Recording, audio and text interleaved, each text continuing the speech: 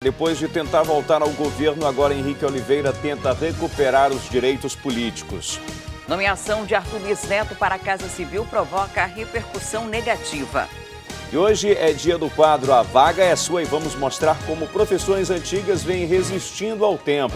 Seu Carlos, Charles, Zeina, Célia e Fátima. Em comum, o mesmo amor pelo trabalho e com profissões, que por mais que digam ao contrário, resistem ao tempo. Isso e muito mais a partir de agora. Manhã no Ar, o seu dia começa aqui.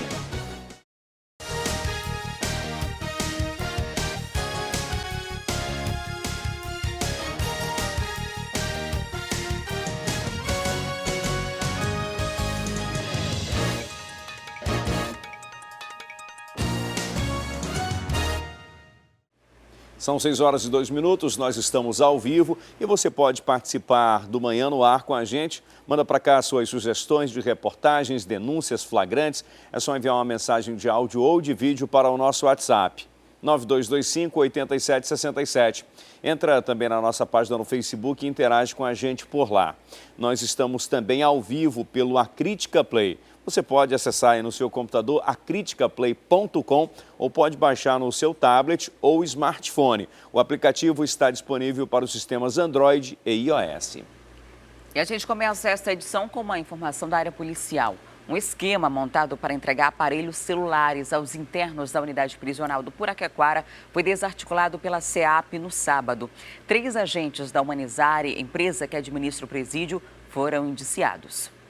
Tudo foi descoberto quando o agente da Humanizare, o Alex William Monteiro, tentou entrar na unidade prisional do Puraquequara com 11 aparelhos celulares e R$300 em espécie. No sábado, por volta das 6 horas da manhã, ele chegou ao trabalho como de costume, passou pela revista e em seguida foi até a sala do serviço social e deixou a janela aberta. Ele retornou ao carro dele, pegou a sacola onde estavam os celulares e retornou para essa mesma sala e deixou essa sacola bem próxima a essa janela. Ele estava aguardando o momento exato para passar novamente pela revista para entregar esses aparelhos aos detentos. Foi nesse momento que ele foi flagranteado pelo agente noturno. Os dois iniciaram uma discussão e ele foi claro, disse que haveria consequências caso ele fosse entregue à polícia. Depois disso, ele foi ouvido por uma equipe da SEAP e entregou todo o esquema. Ele disse que passaria pela revista novamente com os aparelhos celulares, como se ninguém tivesse percebido nada. Aqui em depoimento no 19º Distrito Integrado de Polícia, 10 pessoas foram ouvidas. Ele delatou os companheiros dele, falou que um outro era responsável por receber o material, um recebia o dinheiro, ele fazia contato com um ex-agente que já trabalhou lá, que fornecia droga e arma quando eles precisassem. A gente tem indício de que ele já entrou com armas, com drogas. Toda essa equipe que a gente trouxe, eles participavam do esquema deles. E foram delatados pelo próprio Alex, que ele passava e eles fingiam que faziam a revista. Em depoimento aqui no 19º Distrito Integrado de Polícia, o Alex disse que receberia por cada aparelho entregue cerca de R$500. O aparelho celular dele também foi apreendido e foi constatado que ele conversava com os detentos. Dessa vez, esses aparelhos seriam entregues aos detentos do 5º Pavilhão. Um inquérito foi instaurado para apurar esse caso.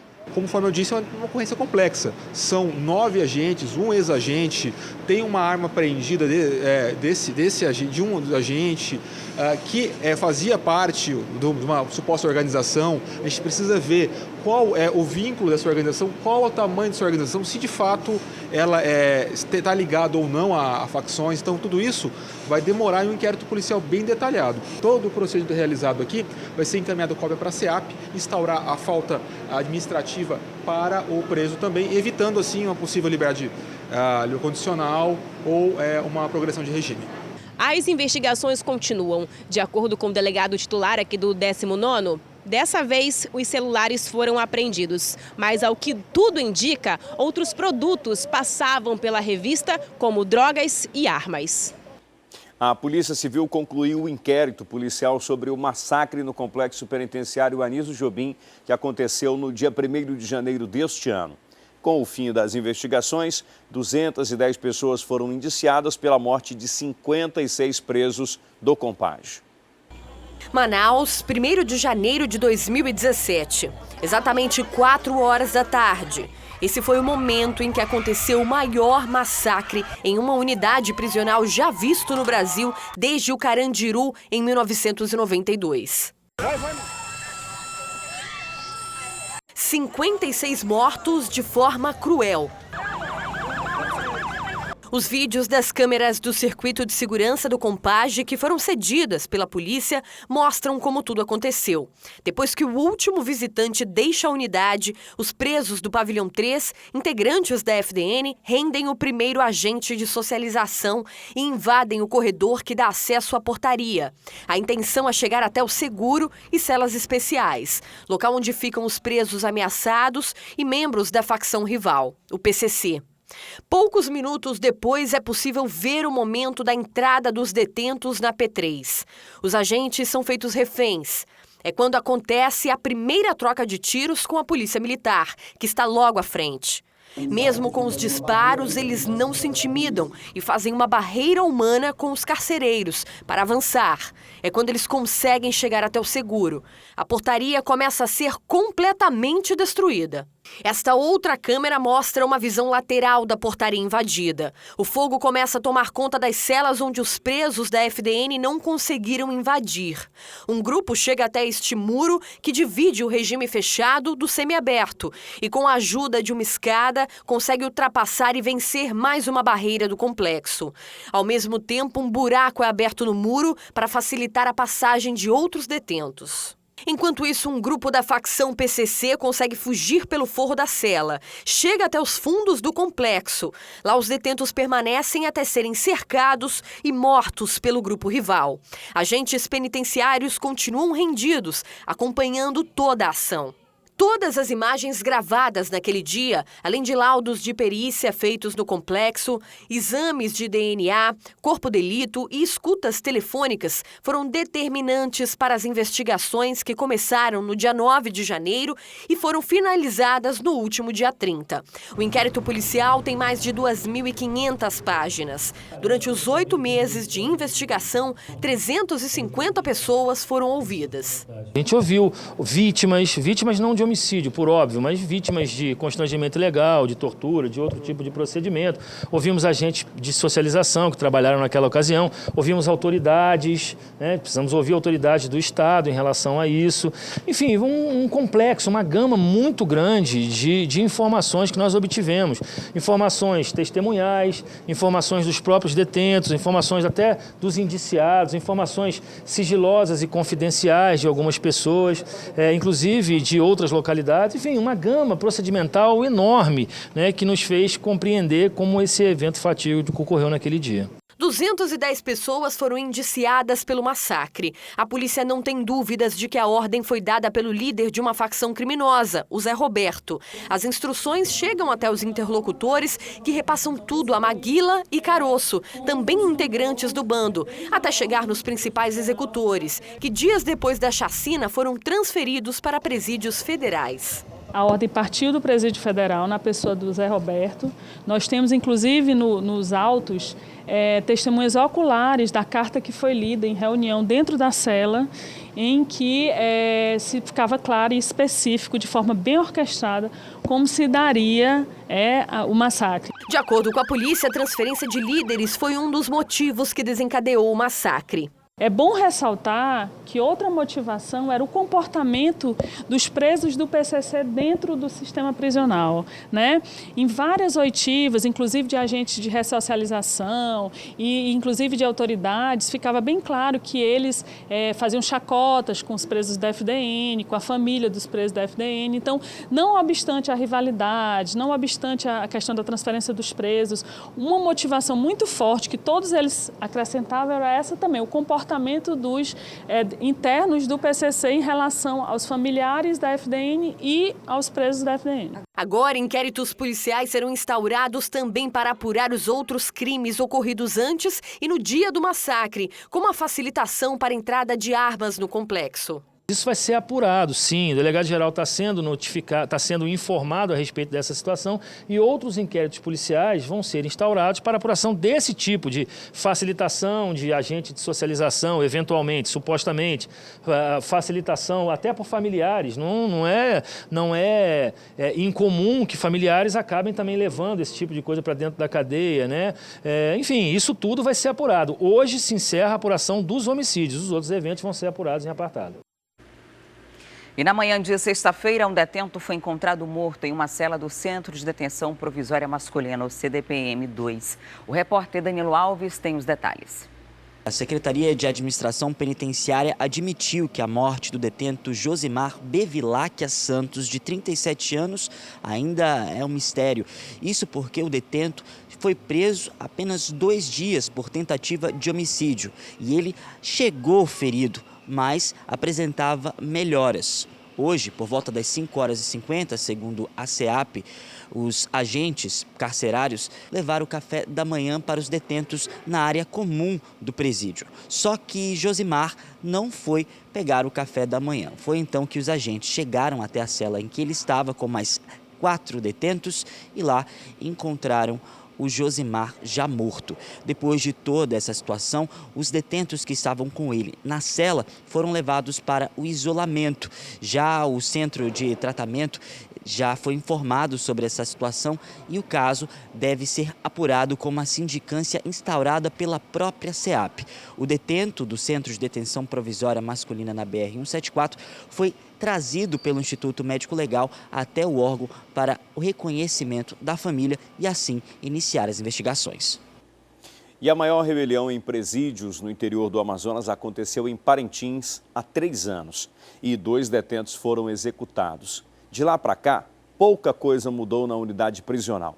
E a população teme que uma nova rebelião possa acontecer a qualquer momento, principalmente porque o presídio está superlotado e fica perto de 3 escolas. Foram 8 horas de terror. Depois de uma briga entre 2 presos, os demais detentos incendiaram a unidade prisional para protestar contra a superlotação e a precariedade do local. Do lado de fora, familiares estavam desesperados. Ei, tenta te render, por favor, para acabar. Olha só que eu tô aqui, cara. No motim, 2 detentos foram executados, um deles decapitado e teve a cabeça jogada por cima do muro do presídio. A vítima era Admil Souza. Passados 3 anos, a família ainda busca justiça para Admil. Tá certo que ele não vai voltar, né? Não há dinheiro que pague a vida dele, mas desce logo a certeza que por que foi, por que não foi. Entendeu? Que está custando já vai 3 anos e nada de resposta nenhuma. Além da estrutura, outro problema da unidade prisional de Parintins é a superlotação.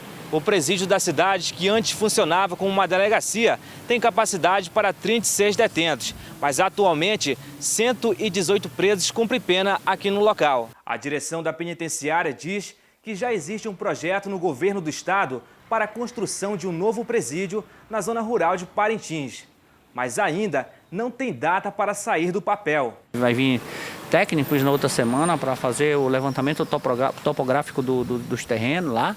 Então tudo isso demora, leva tempo. Então, enquanto isso, a gente tem que estar lutando aqui, batalhando. Estamos sem viatura há 2 meses já, de novo, precisando de manutenção e até agora não tem orçamento para consertar essas viaturas. Tudo isso a gente está lutando e com certeza dias melhores virão. Enquanto o novo presídio não é construído, a população teme que uma nova rebelião possa acontecer a qualquer momento. E a maior preocupação é que a unidade prisional de Parintins está localizada no centro da cidade e fica próxima de 3 escolas. O que nós podemos ver agora é que não mudou muita coisa. Continua com pouca segurança, principalmente pelo fato de que ele está situado entre escolas e pode ocorrer uma outra rebelião a qualquer momento, se não houver investimento. Para esse gestor escolar, as recordações do dia 1º de setembro de 2014 ainda são vivas na memória. Digo a vocês que as lembranças que ainda carrego são lembranças fortes, lembranças doloridas, que eu particularmente não gostaria nunca mais de ver na minha vida. Porque muitas vezes a gente acredita que o fato acontece só depois, quando o leite já está derramado. Então, que isso não venha mais a acontecer e que se dê uma solução definitiva para o presídio no município de Parintins. A situação do presídio está sendo acompanhada de perto pela Justiça. E hoje, há 2 processos em andamento solicitando a interdição do local. No processo da segunda vara, que é judicial, ele está em fase de provas. Foram determinadas a realização de diligências. Já fizeram vistorias e já juntaram os laudos. Agora está em fase do Ministério Público e Procuradoria-Geral do Estado serem intimados para apresentarem eles alguma prova. No procedimento administrativo em trâmite na primeira vara, nós já tivemos uma decisão interditando parcialmente em 2010. Nesse procedimento também diremos se haverá interdição ou não. Lembrando que entre um processo administrativo e um processo judicial, o processo judicial terá muito mais peso e mais força do que uma decisão administrativa. E a falta de infraestrutura impossibilita até mesmo que os juízes mantenham determinadas pessoas presas. Então é preciso urgentemente que o governo do estado do Amazonas, seja na pessoa do próximo governador ou na pessoa do atual em exercício, se posicione a respeito da estrutura. É inegável que não há condições de suportar mais pessoas ou de dar uma condição humana mínima para aqueles que estão ali. E a Polícia Civil apresentou na sexta-feira o casal suspeito de estuprar uma bebê de 7 meses. Os dois dizem ser pais da criança, mas a menina não tem certidão de nascimento.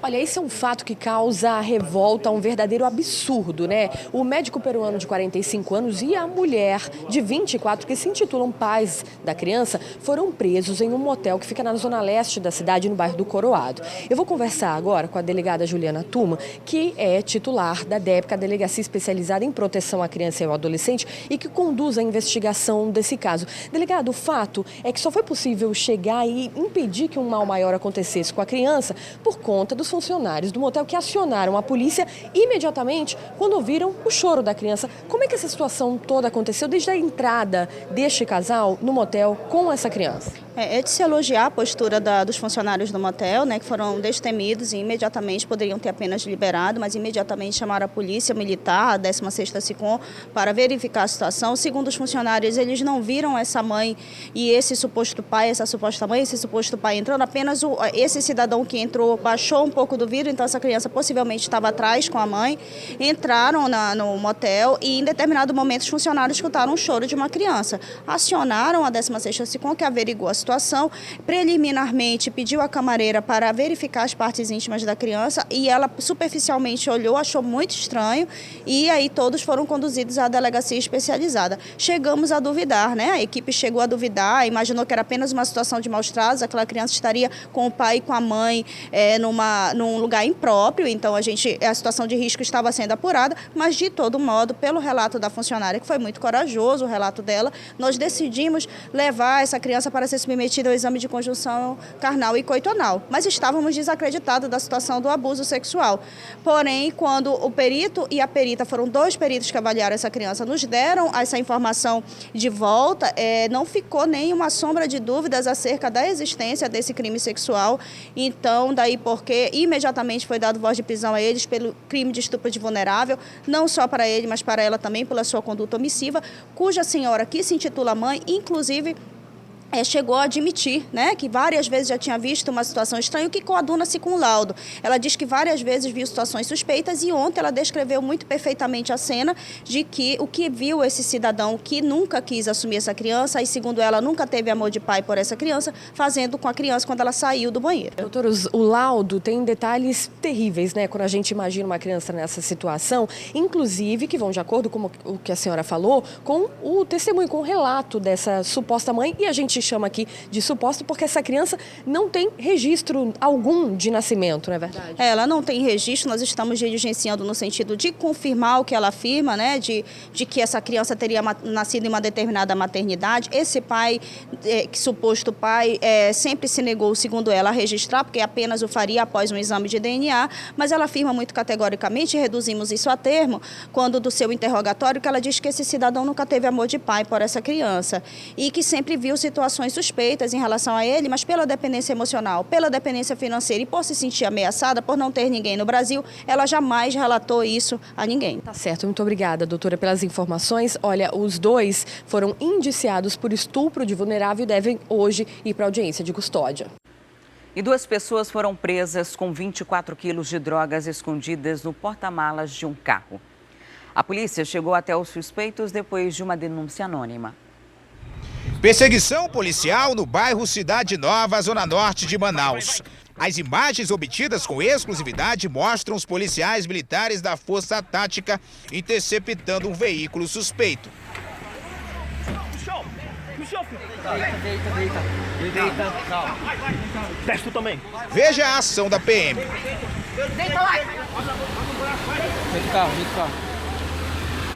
Dentro do carro, 2 homens. Logo, os policiais encontram arma e drogas. Eram 15 horas quando os policiais militares da Força Tática receberam a ligação. Era uma denúncia anônima, informando que 2 homens estariam transportando drogas em um veículo. O carro foi encontrado, exatamente este aqui, de placas JWY7804. E só foi encontrado porque imediatamente os policiais iniciaram uma comunicação entre si e depois combinaram o cerco. E após saber a exata localização do veículo, eles conseguiram interceptar o carro já próximo à famosa bola do SOS. Resultado, os bandidos foram presos e trazidos aqui para o 6º Distrito Integrado de Polícia. Os suspeitos são Michel Souza da Silva, de 31 anos, e Raimundo Souza de Oliveira, de 34. Ao todo, 24 quilos de maconha do tipo skunk e esse revólver calibre 38 foram apreendidos. Eu abri a oficina às 8 horas da manhã, o cliente já estava esperando na porta da oficina para fazer o serviço para trocar a bomba hidráulica do carro. Aí eu identifiquei o serviço para ele e falei, mano, é bomba hidráulica. Ele disse, mano, ajeita esse carro o mais rápido possível, que esse carro vai viajar. Aí ele, vou te dar o dinheiro, você vai lá e compra você mesmo. Eu saí da oficina, o outro rapaz está atrapalhando lá, a oficina está aberta. Eu vim aqui na Cidade Nova comprar a bomba hidráulica. Quando você for foi retido por vocês, fazendo serviço de vocês mesmo. Mas eu não tenho nada a ver com isso não, doutor. Entregar essa droga em algum lugar? Não, nós nem sabia disso aí. Nem sabia disso aí. O vice me surpreendeu que eu abriu a mala. Carro de cliente, nós não fica bebelhando carro de cliente. Nós temos um canal com a população, que é o nosso linha direta da Força Tática. Tanto ligação como via WhatsApp. A população tem ligado muito. E a gente estava em patrulhamento aqui na viatura e recebemos essa ligação. Que esse Siena, né, da placa JWY7804, estava com um carregamento de droga. E a gente conseguiu fazer o cerco com as viaturas da Força Tática, abordamos o Siena e quando fizemos a revista, tinha um revólver calibre 38 no banco da frente e tinha 1 quilo de droga já no banco de trás. Aí continua a revista no carro, dentro do porta-mala, aí estava essa quantidade que vocês estão vendo, mais de 20 quilos de droga, né? Foi dado voz de prisão para ambos e trazido aqui para o 6º DIP, onde vão ser flagranteados pelo tráfico de drogas. E 4 homens foram presos na madrugada de sexta-feira com drogas, armas e aproximadamente $600. A Amanda Amorim tem os detalhes. A prisão aconteceu por volta das 5h30 da manhã desta sexta-feira. Os policiais militares da 22ª SICOM estavam fazendo uma operação na Avenida Pedro Teixeira e de repente perceberam uma atitude suspeita de um carro cor cinza modelo Palio. Foi então aí que os policiais decidiram realizar uma abordagem e de repente encontraram uma quantia, na verdade de maconha tipo skunk, joias e também dinheiro. Após isso, os policiais decidiram ir até a casa de um dos suspeitos e encontraram também uma média de $600. Fizemos uma abordagem nesse veículo Palio cinza e aí foi encontrado uma arma, uma quantidade de droga e posteriormente foi feita alguma diligência numa das residências dos elementos e foi encontrado mais outro armamento e mais quantidade em dinheiro em dólar e mais dinheiro em reais. Como está sendo comprado lá em cima na fronteira drogas com dólares, eles trocam aqui, estão arrecadando dinheiro para levar lá para cima comprar entorpecentes para trazer aqui para o estado, aqui para Manaus. Eles estavam com uma pistola PT 940 de uso restrito da polícia e um revólver 38. Esse revólver a gente, através do levantamento, calcula-se que foi feito até através de um homicídio ocorrido com vigilante aí uns meses atrás. E olha só, eles foram identificados, né, como Olivan Campos de Araújo, de 25 anos, Jair Souza Batista, de 23 anos, o Adrian de Souza, de 19 anos, ele que estava com a quantia, né, de $600 em casa, e o Francisco Dantas Chagas, de 23 anos. O que acontece com eles? Eles vão responder pelo crime de tráfico de drogas, associação e responder pelo porte de arma. E o comércio amarga prejuízos por conta da crise econômica, mas também sofre com a onda de assaltos que tem afastado os clientes, principalmente no centro da cidade. Uma pesquisa feita pela Federação do Comércio mostra que 4 em cada 10 consumidores já foram vítimas de assalto.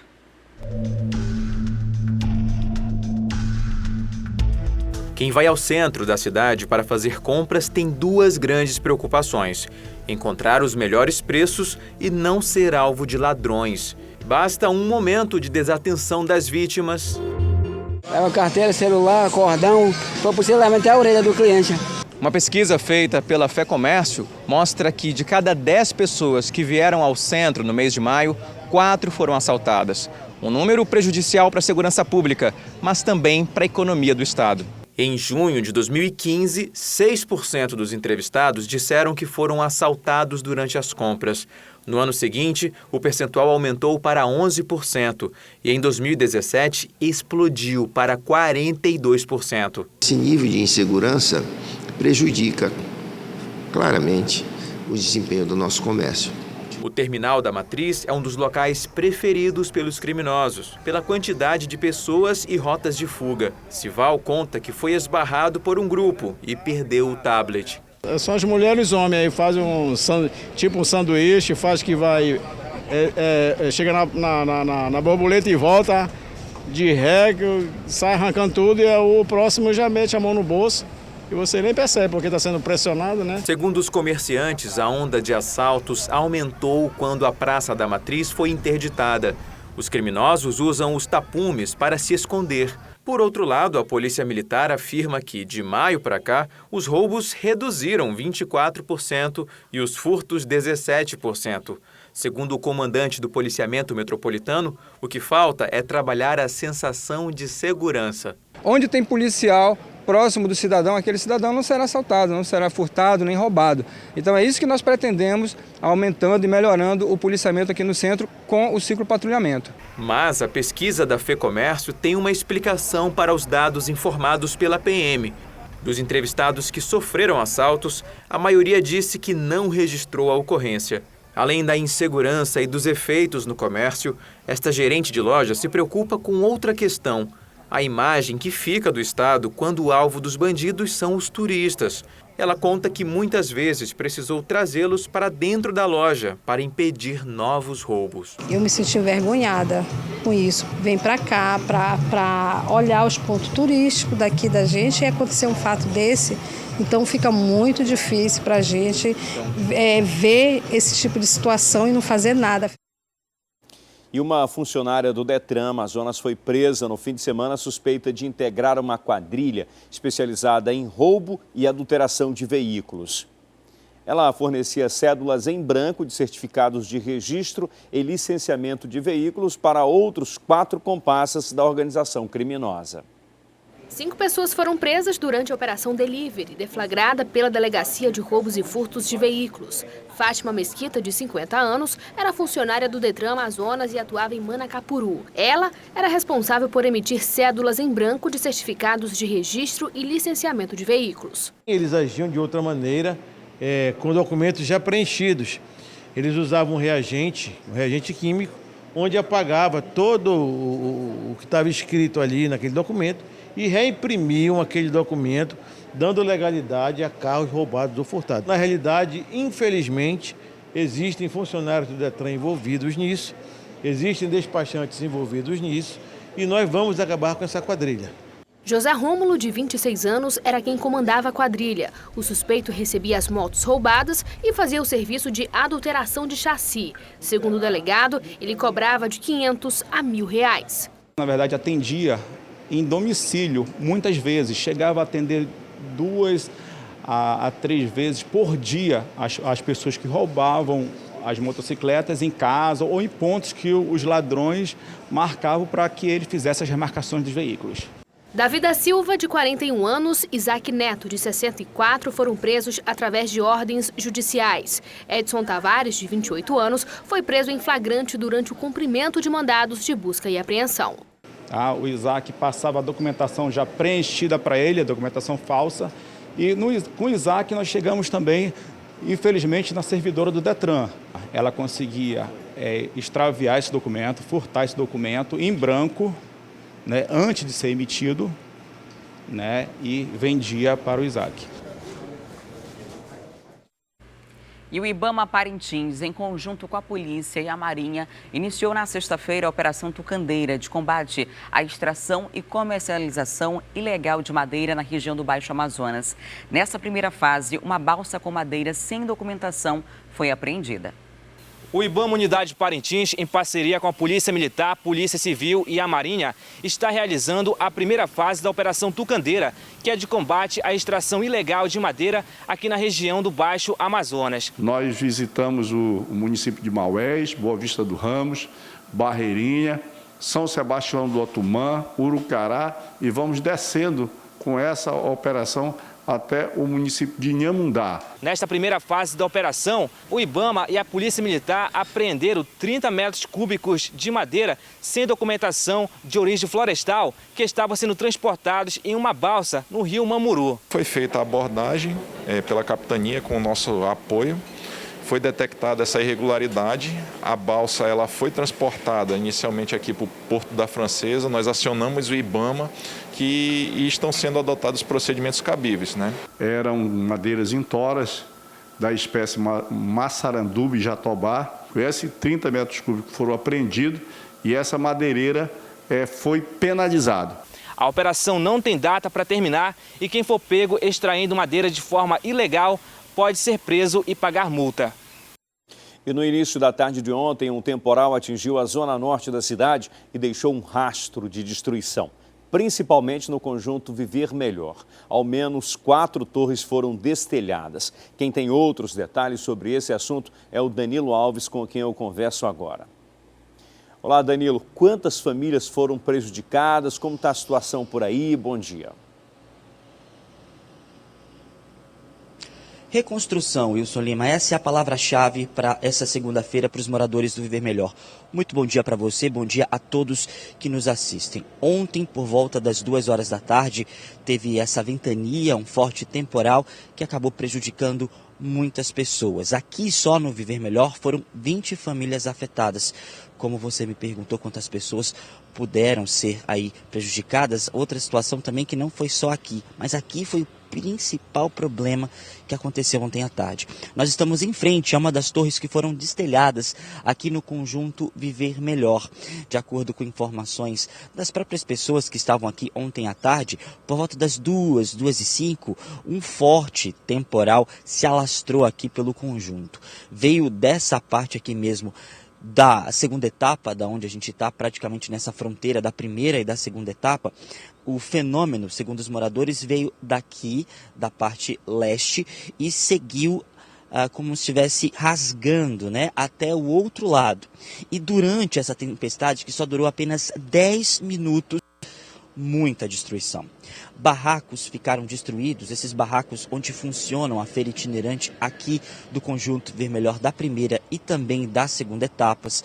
Outra situação bastante complicada foi que estruturas metálicas que estavam voando durante essa ventania atingiram a rede elétrica, que acabou também tombando postes e destruindo muitas fiações. Algumas casas aqui do conjunto também ficaram destruídas, isso porque essas estruturas também atingiram o telhado dessas casas. Muitas pessoas prejudicadas. E agora essa reconstrução. Ontem à tarde a equipe do Jornal A Crítica chegou aqui também para verificar essa situação. Muitas pessoas pedindo ajuda e também ajuda da Defesa Civil. Nós conversamos com o secretário executivo da Defesa Civil, Cláudio Belém. Ele até chegou aqui nessa parte, nesse ponto onde a gente está agora, do bloco 500, na quadra 26, conversou com as famílias, disse que essa situação ela era pontual e que a Defesa Civil do município ia verificar as condições da estrutura do local e, claro, saber como é que iam se tratar dessas coisas. Ele disse que, como a área do Viver Melhor, Wilson, não é uma área de risco, eles disseram que vão remandar essa demanda, né, de situações de prejuízos para o governo do estado e o governo do estado, por sua vez, vai mandar essa demanda para a construtora. Agora, os moradores que sentiram prejuízo. Muito bom dia. Que susto ontem, hein? Que susto, mas nessas horas eu não estava aqui. Só quem estava só os pessoal daí de cima. O que foi que eles relataram para você? Ele falou que era muito vento, que todo mundo ficou desesperado nessas horas, né? Agora, quando você chegou em casa, a situação foi também um susto, né? Quando você viu aqui o telhado da sua casa, do seu prédio sem telhado. Pois é, da mamãe mora aqui embaixo e ainda mais o pessoal que mora lá em cima, né? Que fica com prejuízo, né? Com medo. A gente estava ontem pelos apartamentos, viu que muitos apartamentos estavam inundados, porque a água da chuva acabou atingindo esses apartamentos. O seu, como você mora no primeiro andar, não ficou. Agora, muita gente ficou bastante prejudicada, não foi? Ficou. Aí a gente ficamos até umas 4 horas da manhã sem luz, agoniado, esperando a luz chegar e nada. Ele ia e voltava. Aí, quando eu cheguei, uma senhora falou que ela ficou super desesperada, que não ficou com medo, né, por causa do prejuízo que deu lá em cima. Não foi só aqui não, né, outros locais também acabaram ficando prejudicados. Como é que é o seu nome? Janeza. Janeise, muito obrigado, viu, pelas informações, muito bom dia para você, espero que você possa, né, voltar a viver a vida normal e também os seus vizinhos que ficaram também um pouco mais prejudicados.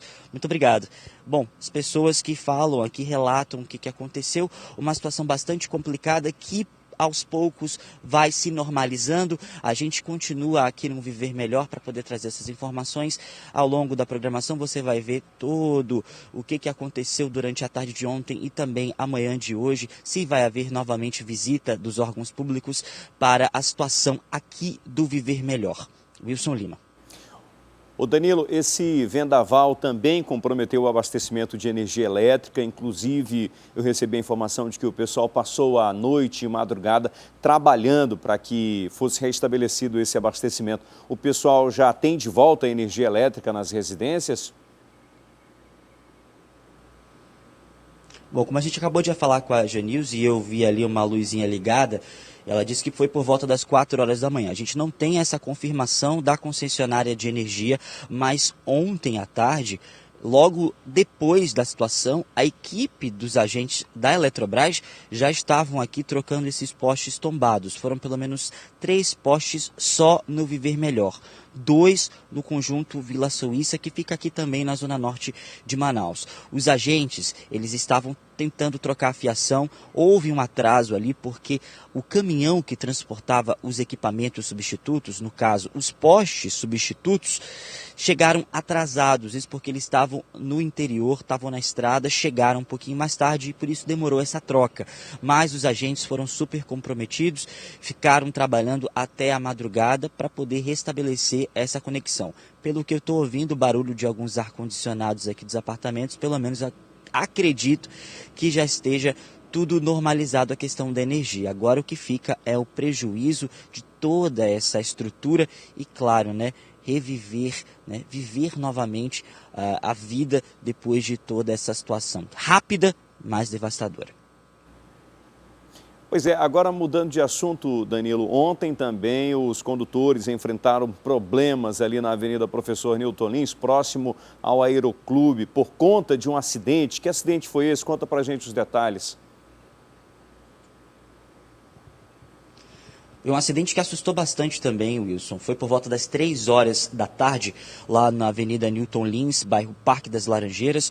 2 veículos, um modelo Audi 3 de cor vermelha e um EcoSport que era preto, mas por conta das chamas que acabaram se alastrando pelo veículo, ele ficou totalmente esbranquiçado, como você pode ver aí nas fotos que foram divulgadas na tarde deste domingo. Esses 2 veículos estavam trafegando e não se sabe ainda direito quem bateu em quem, mas os 2 veículos colidiram de frente. O EcoSport acabou incendiando a estrutura lá do veículo, ficou incendiada, totalmente destruída. O outro veículo também ficou bastante destruído. Depois o corpo de bombeiros foi acionado ali para poder fazer para apagar essas chamas. As pessoas que estavam lá também ajudaram, apagaram essas chamas. 3 pessoas acabaram ficando feridas, uma idosa de 63 anos e outras 2 pessoas. Todas elas foram levadas para o Hospital e Pronto-Socorro João Lúcio e alguns também para o Delfina Aziz.